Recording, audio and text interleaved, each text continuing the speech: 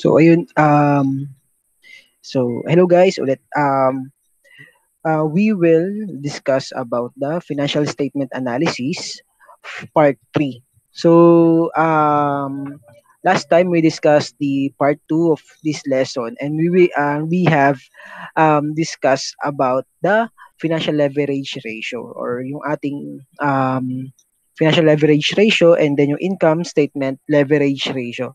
So, review lang tayo guys na meron na tayong dalawa actually na ratio na napapag-aaralan. So, number one is yung ating mga liquidity ratio, which is yung current ratio, and ating quick asset ratio. So, number two is yung ating financial leverage ratio, which is yung total debt to equity ratio, total debt to total asset ratio, total capitalization ratio, and then yung ating interest coverage ratio. So, papansin nyo guys, dun sa dalawang part na yon, puro purely coming from one statement lang, di ba? So, for current ratio, we gather the information from our balance sheet statement. Same with the financial leverage ratio. But on our interest coverage ratio, we focus din sa one statement, which is yung um which is yung income statement. So in this lesson, we discuss na we are considering na both statements, yung balance sheet and income statement. So so yung ating so sa ating lesson for today, we have already we will discuss and consider the both statement. So ating statement is same pa rin with the Basket Wonders balance sheet asset side. Ayan, discuss na natin yan. So yung tandaan lang natin guys, yung ating current asset is convertible only for 1 year. Non-current asset or total other long-term asset is not or are not convertible in 1 year. So basically, total asset is composed of current asset and non-current asset. So kay malito guys, yung current asset natin is not the total asset. But total asset is composed of current asset and total long-term asset. Okay? So same with the liability side. So total liability natin is composed pa din ng current liability and long-term debt. So hindi pwedeng magsama yung current liability and total long-term debt because current liabilities are only payable for 1 year. Ang ating long-term debt are payable with more than 1 year. So hindi sila pwedeng magsama because yung time nila is not the same. So shareholders equity, tandaan lang natin si CARE, common stock, capital paid, additional paid in capital, and retained earnings. So tandaan lang natin yung CARE sa shareholders equity para hindi tayo maligaw sa balance sheet. Okay? Nabanggit din natin na total asset is equals to total liabilities and equity. That's why, di ba, sa total equity natin is same with total asset. So financial management wise, total equity natin is same with total asset. But sa accounting side or accounting people, total equity is C or so in a different way. So total equity is just the CARE.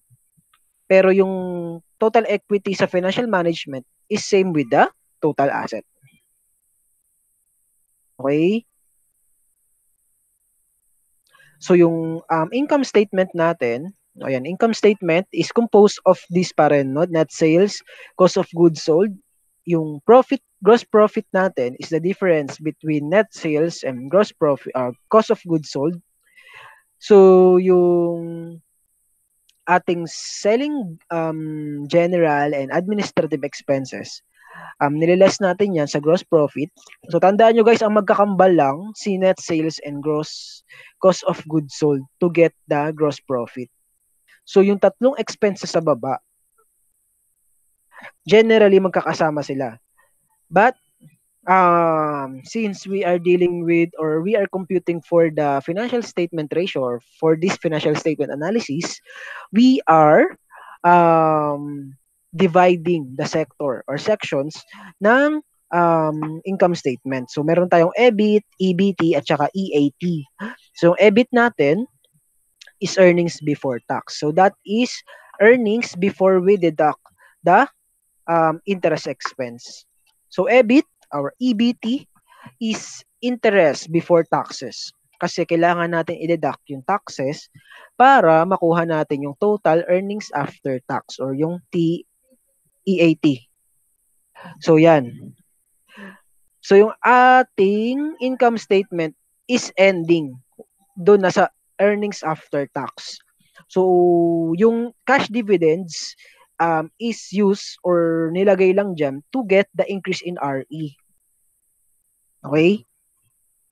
So yan, measures the profitability over the time period, receive or receivable yung net sales natin is a receivable from customer.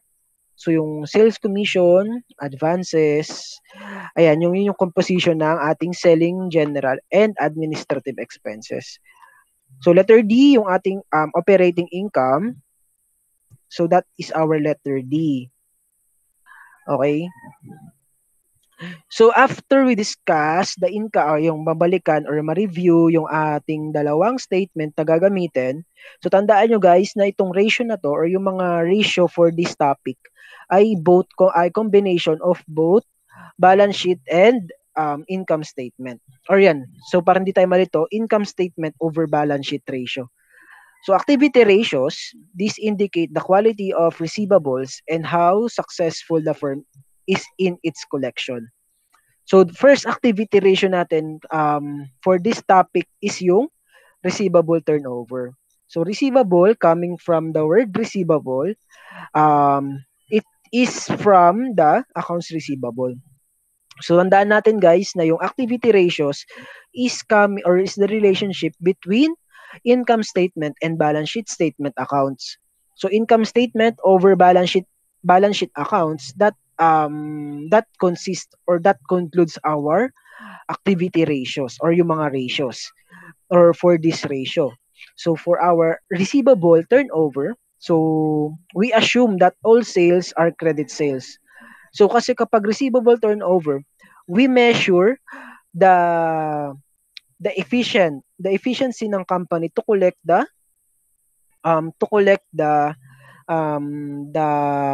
receivable or yung utang nila sa customer.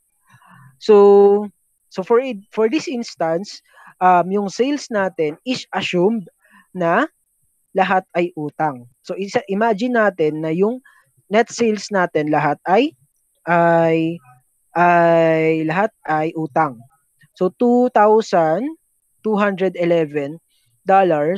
ang pautang ng company for that year. So over ang ating receivable or average receivable during the year or for the year is 394. So for yung receivable natin is average na 394 every year. So imagine nyo na for this example or for this activity ratio, meron tayong 2,211 na utang and after the year, nagiging 394 na lang siya. Okay? Imagine natin na yung total sales natin ay utang. And then after the year or after 2007, average level ng receivable natin is 394. So we divide that $2,211 divided by $394. Ibig sabihin, we can collect or we have collected 5.61 times during the year to arrive at 394 level of receivable. So para makarating tayo sa 394 na receivable or makokolekta for the next year, we need to collect 5.61 na um we need to collect to the customer 5.61 times for the year, every year. Okay? So basically that is the activity ratio. So ano ba dapat nating tandaan? So activity ratio sa receivable turnover, um consider only the net credit sales. Consider only the net credit sales.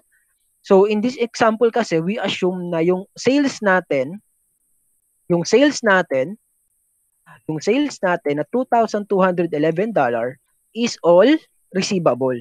But be mindful na lahat or na hindi naman lahat ng benta natin ay utang. So, kapag may nakita kayo sa problem na cash sales, automatically delete or exclude that in the computation because we only consider the net credit sales or yung mga utang ng customer or yung mga sales coming from receivables. Okay? Kasi 'di ba, hindi naman natin pwedeng computein yung receivable turnover kapag meron tayong sales na nabenta in cash kasi hindi naman siya kasama sa ating credit sales. So you divide the total sale by number 1, cash sales, and number 2, net credit sales. If the problem is silent about that, we assume that all sales are credit sales. Okay? So yung dito sa instance natin or dito sa example natin, yung annual net credit sale, yung sales natin for the 2007 income statement is all credit sales. Kaya kinonsider natin na yung 2,211 na sales are included dun sa ating turnover or sa receivable turnover. Next na dapat tandaan is that yung receivable natin is being average kapag nagko-compute tayo ng receivable turnover. So for this instance, we did not compute the average receivable para mas madali yung ating computation. But kailan ba tayo, sir? Kailan tayo nagko-consider ng averaging? So for example, available yung both years 2007 and 2006. Kapag available yung dalawang statement ng receivable for that year, we need to get the average of two receivables. So average is computed by receivable from 2006 plus receivable from 2007 divided by 2. Okay? So 2 years lang yung ating pag-averaging ng receivable. Okay? So nakuha na natin yung receivable turnover niya, 5.61 times. So, paano natin nakikita kung gaano kaganda yung ganitong ratio? So, una, makikita nyo yan kapag yung level or makikita nyo yung efficiency ng turnover kapag yung level ng denominator natin is significantly low or mababa.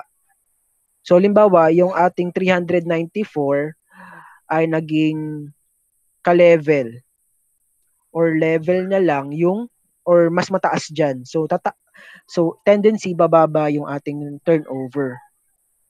Okay? So, average collection period.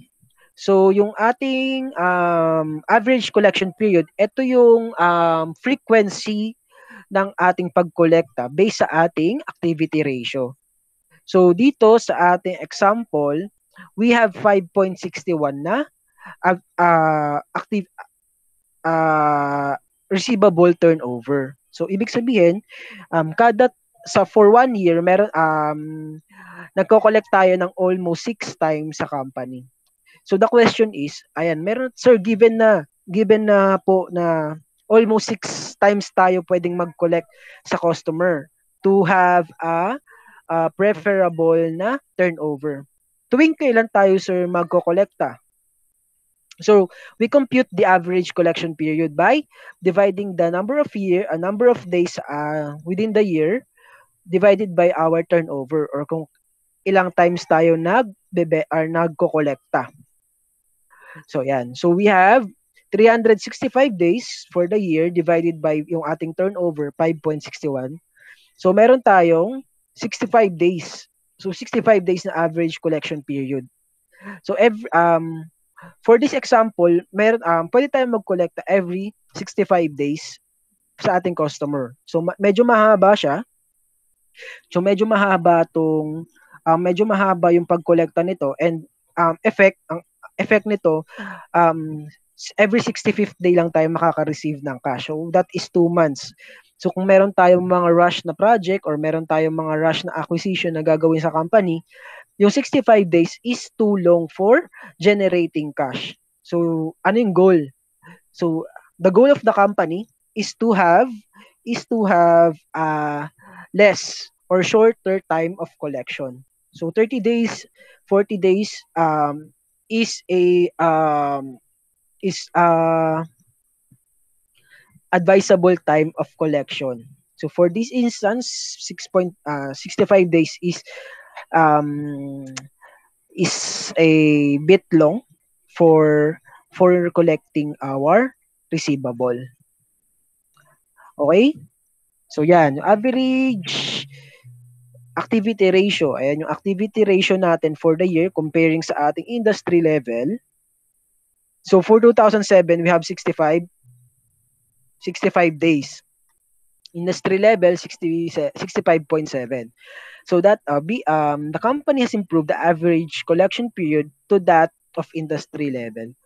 So from 2006 to 2007, we improve, or the company has improved in collecting their average receivable, or yung receivable nila based on the average turnover. Okay? So, kung may receivable turnover, meron din tayong payable turnover. So, this indicates the promptness of the payment to supplier by the firm. So we assumes so sa ating payable turnover, so we have the annual credit purchase over the accounts payable. So 'di ba, diniscuss natin last time na yung liabilities natin or yung accounts payable natin is coming from our supplier, 'di ba? So yan, so we assume that that our annual credit purchase is 1,551. So that is coming from our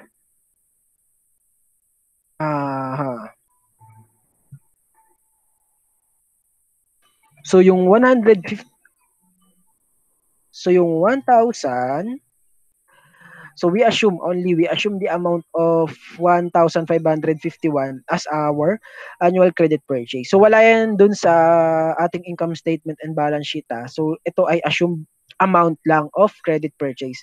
So over yung ating accounts payable nasa ating balance sheet. So yan. Ang ating accounts payable is 94, and that is owed to supplier for goods and services. So all accounts payable is assumed to be coming from or owed to our supplier for goods and services. So what is the goal? So what is the goal of accounts payable or payable turnover? So this indicates the promptness of payment to supplier. So for the year 2007, let's assume na meron tayong utang. So meron tayong purchases sa ating supplier na $1,551 for the year. So that is our annual credit purchase. So during the year, nag-level siya to $94. So after dividing that, meron tayong 16.5 na turnover. So ibig sabihin yan, guys, for the year, 16.5 or almost 17 times tayong nagbabayad sa ating supplier. So this indicates na marami tayong nagawang purchase during the year, or meron tayong nagawang kasi kung utang lahat 'yon, definitely meron tayong 17 times na transaction from or averaging 17 times sa transaction sa ating supplier. Okay. So, kung meron tayong ganyan, so yan, meron din tayong average number of days that payables are outstanding. So after we compute the turnover, so days, we compute the payable turnover in days. So kung sa receivable turnover natin or yung collection period natin, we try to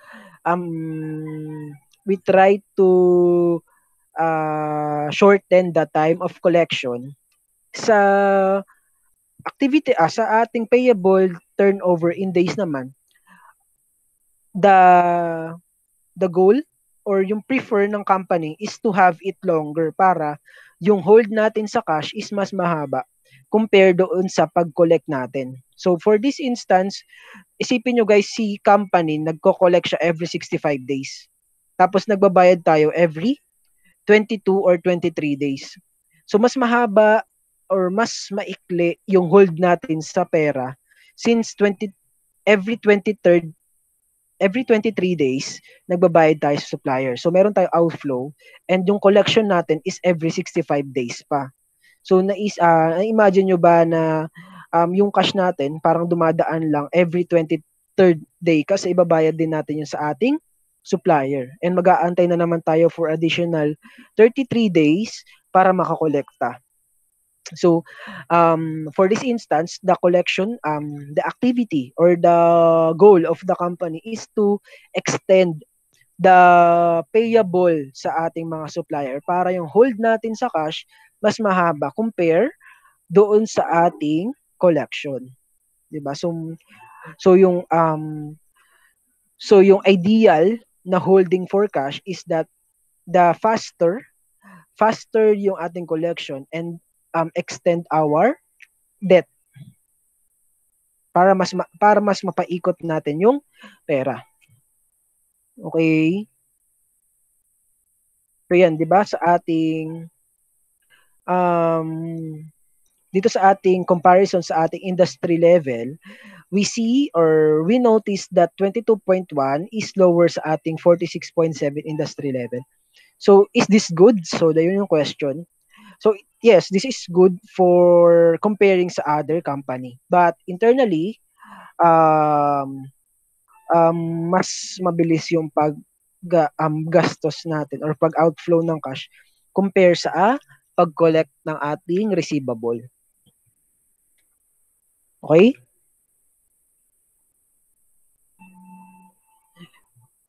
So yan. So activity ratio pa rin tayo. So we already discussed the receivable turnover and our payable turnover. So we discussed naman the inventory turnover. So kung gaano kabilis or indicates the effectiveness of the inventory management practices of the firm. So, ganun pa rin guys, 'di ba? Mapapansin niyo pa rin na yung elements ng activity ratios natin for this third type of turnover is coming from our income statement and balance sheet statement. So, cost of goods sold came from our income statement, and yung inventory nanggaling yun sa ating balance sheet ratio or balance sheet statement. So, ayan. So, cost of goods sold over inventory, and yung ating formula, $1,599 over $696. That gives us 2.3 inventory turnover or ITO. Ano yung ini-indicate or ano yung meaning ng ratio na to? So, this indicates that 2.3 times nating nabebenta 2.3 natin 2.3 times tayong nakakabenta for ng ating inventory during the year. Kasi yung cost of goods sold natin, ito yung component ng ating gross profit. So kapag may cost of goods sold, ibig sabihin may nabebenta tayo. And ano ba yung average na inventory. So ano ba yung average ng level ng inventory natin for each cost of goods sold. So for this instance, sinasabi nito na everyone, sinasabi nito na sa bawat benta natin, meron tayong 2.3 na inventory na itatabi. So ano ba yung implication nito, guys? So kada benta natin, meron tayong tatabi na 2.3 inventory. So in some companies, better yung ganitong number, but sa ibang company na kunwari ang company mo ay perishable na goods, for example, mga gulay, mga nabubulok. So kada benta mo, doble yung bumabalik sa inventory. Tendency, guys, tendency nito baka masira yung inventory if ganito kabilis yung turnover. So maganda to kapag yung yung turnover is yung mga machineries and yung mga naglalast na mga inventory.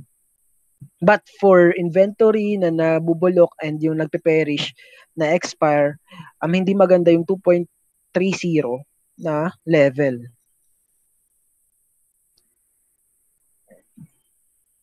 So yan.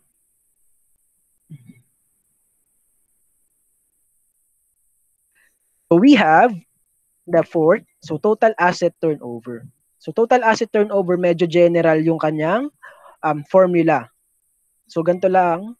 So income statement over balance sheet ratio pa rin.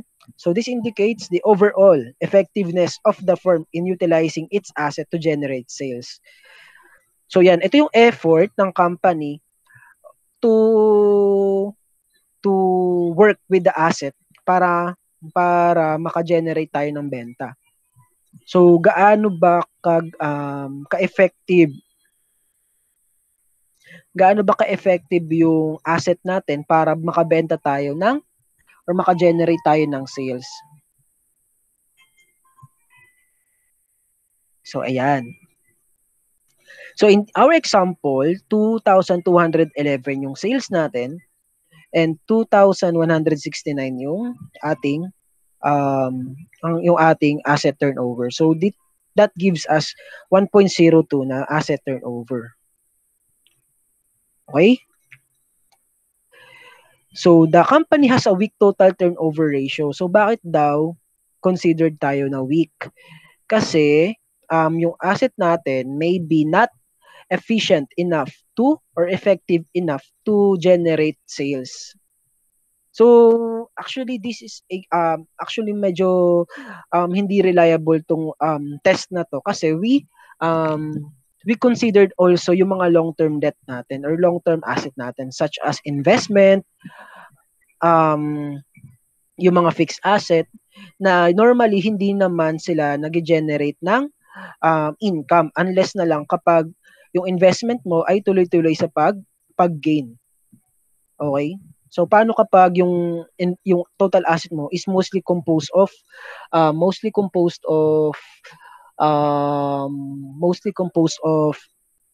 fixed asset or mga equipment na nagde-depreciate. So hindi siya nag-gain ng income but rather cost pa sa ating company.